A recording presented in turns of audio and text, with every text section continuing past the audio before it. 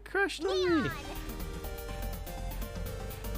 I would have beat your score if it didn't crash. It's a game jam game. It detected I was gonna beat your ass, John, and that's why it crashed. It was like, no, don't be so cruel to John. I can't let such a terrible ass whipping happen.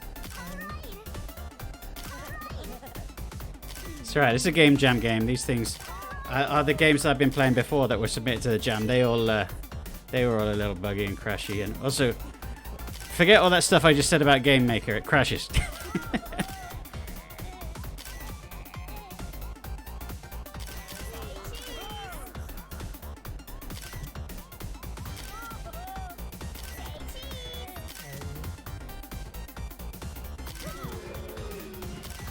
I always get a sore throat when streaming, just from talking a lot. Yeah, Unity never crashes, man. Not when it's me programming it. To be fair, Unity crashes usually from like a endless for loop. Not a for, an endless while loop or something like that. Like just code that can't break out of. It's not very good at preventing those. I used to have an add-on called Panic Button, which if an endless loop occurred, you could just press a key combination to get out of it, but then suddenly it didn't work on newer versions of Unity anymore, so now you just got to be like, oh crap. But you'll get the crash actually in Unity itself, not in your built game, and you know, while you're testing it, usually. What I've also found is that sometimes you'll get a null reference, which means you entered some code which it doesn't know where to look for it because you haven't told it where. And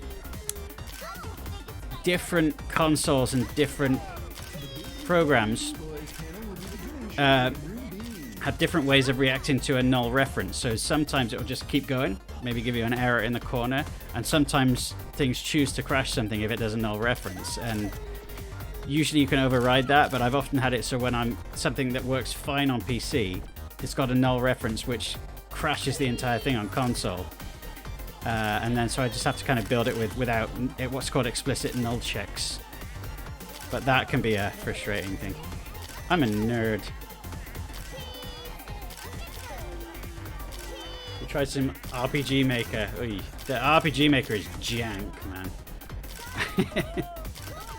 So again, some famous games were made in RPG Maker. To the Moon. This is an okay game. I like the music and the story were nice. I think the best game I played that was made with RPG Maker was Lisa the Painful. I mean, that really took RPG Maker to a whole new place. Oh, I'm not going to beat your score, John. I had no idea how to import your own art. I'm not sure. I've not really used it, but a lot of the simpler ones, like RPG Maker, and that actually have their own graphic editor built in. But I'm like, no, I want to use A-Sprite and Infinity Photo and all that. Here's a bug, which was actually kind of a happy accident. Sometimes the shy nerds will just stop there. They just hang out up there. Look, that guy's just stopped. It's something that I would have, again, taken the time to work out if it wasn't a game jam, but also, thankfully, we have the occasional screen clear. If you die, they clear the screen. If the tannoy announces a panel, they clear the screen. So those guys leave eventually. Also, as Mensky pointed out, this is actually another nerd behavior that happens at cons and stuff. They just kind of stay there and just wait. Just kind of stare. Whew. That got really intense at only 37. Oh, Ib. Yeah, Ib was made in RPG Maker. That was a great game. Was Yumeniki RPG Maker?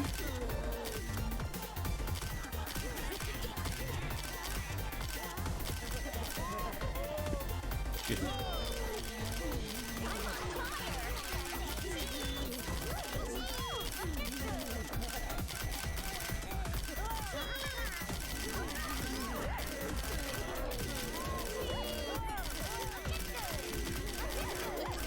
Oh my god.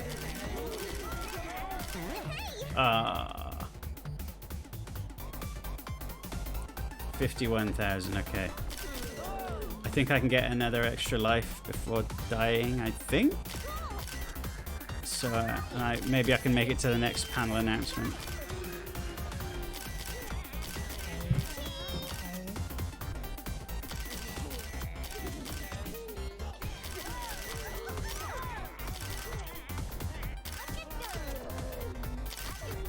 Checking chat.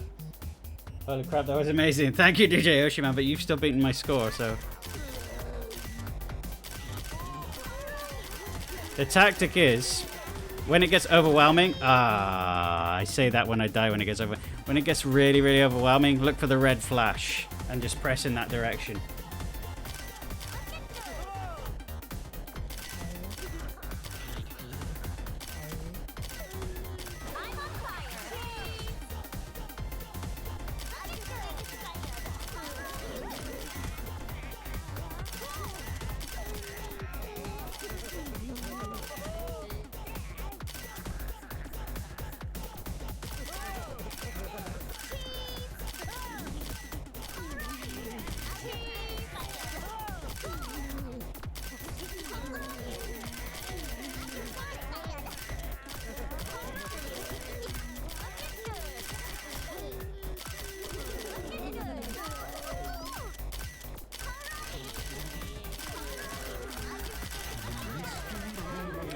Oh, the panel was just getting announced. 75k, come on. Another 5k and I get an extra life.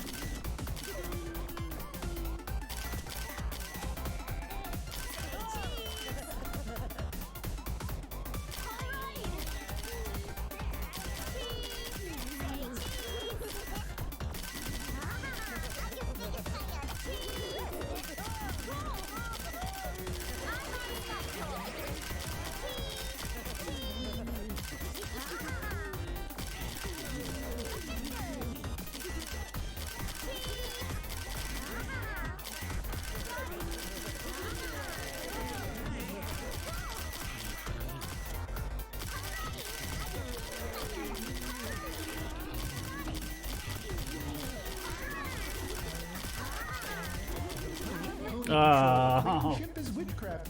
Okay, I've still got 2 lives. Oh, I'm getting close. Getting close, John. I didn't look for it. I kept my eye fixated on the cosplayer instead of darting my eye around to each stage edge. Yes, exactly. It's kind of, they go in your peripheral vision and you just kind of enter this weird like Zen state where your brain's like, oh, one coming from there, one coming from there.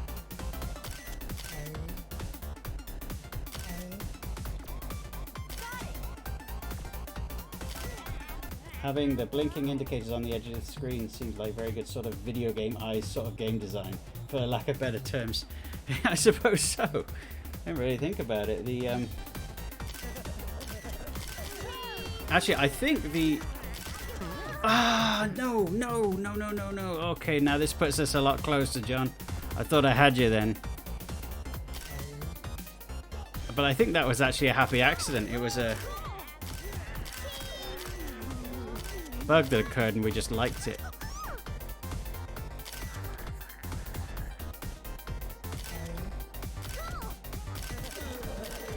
Anthony suggested, he was like, well look, you got counters in the corners of the screen but your eyes don't leave the center of the screen really, so he had them so he had the idea to make it like turn red as it get lower, you know, so that you just kind of sense it.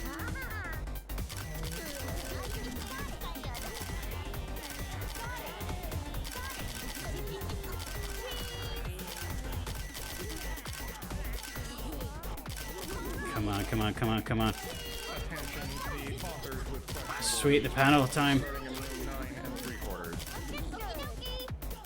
Oh, so close. Oh, and I got an extra life. Oh, I might have you here, John. I need to get to 119,000.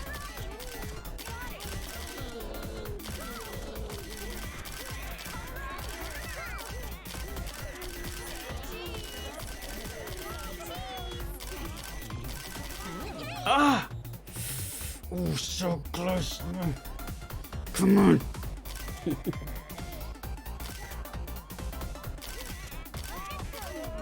Oh, I might have topped you, John. I think I've beaten you. I'm gonna call it when I reach 119. Yes! Read 'em and weep. Oh, I got extra life. How far can I push this?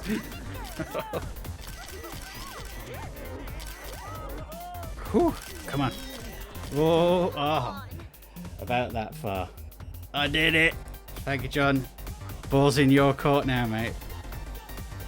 How much further can I push this to make it harder for you to get any higher?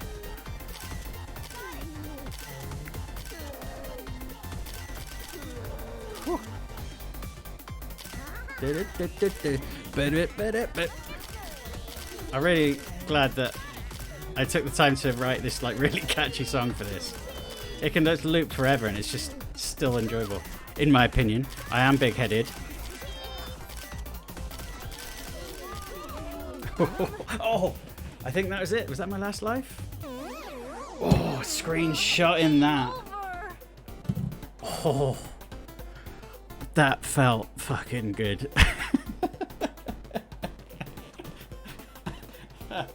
Oh, beat that.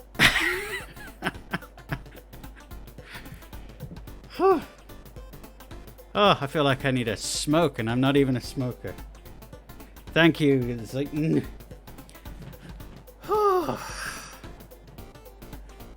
I love this game. I'm so pleased we made it. It's so much fun. As I say, I played like games like that Undyne Fight in Undertale and Karate Kick years ago when that was available on iOS, and a few things like that. And then there was like Arrow rhythm games, and I had in my head for a while like there could be a game that goes like this, and just with the basic gameplay. And then when this game jam came up and we were thinking, and the whole acronym Never Ending Onslaught of Nerds comes up, and I was like, this could be that game. And I'm so glad. That's something I like to incorporate in my Super Mario Maker 2 levels, to try and get a full and dense visual impression, somewhat like a vision test at the Driver's License Bureau. Yeah, good call. I mean, the more you can communicate to the player without using words, the better, right? Like the red blinking when the enemy is about to approach you in this, you don't need, I mean, okay, you don't need it, and a lot of people won't think of it, but it just adds that little extra. And we've just... every little visual thing that we could add to it to just make it just a little easier to inch a few more points out of your score just made the game more addictive and made you want to play it for longer and stuff, you know. That's N.E.O.N, and I don't think I'm gonna have any more attempts at that. I'm just gonna bring the credit screen up to show the amazing people that worked on this. So yeah, it was the guys